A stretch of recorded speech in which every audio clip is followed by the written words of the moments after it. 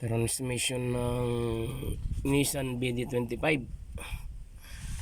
naka-disassemble ngayon kasi tatagalin natin yung tornilyo na naputol kaya umiingay kasi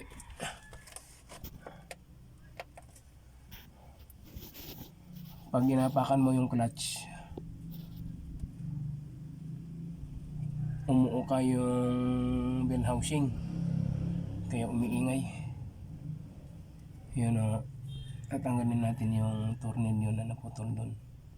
Medyo madilim, hindi makita.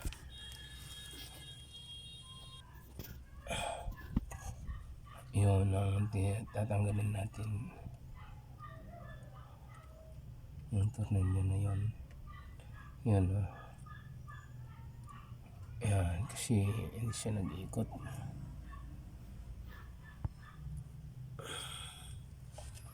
Kaya mag-welding tayo ng vertical. Medyo mahirap to.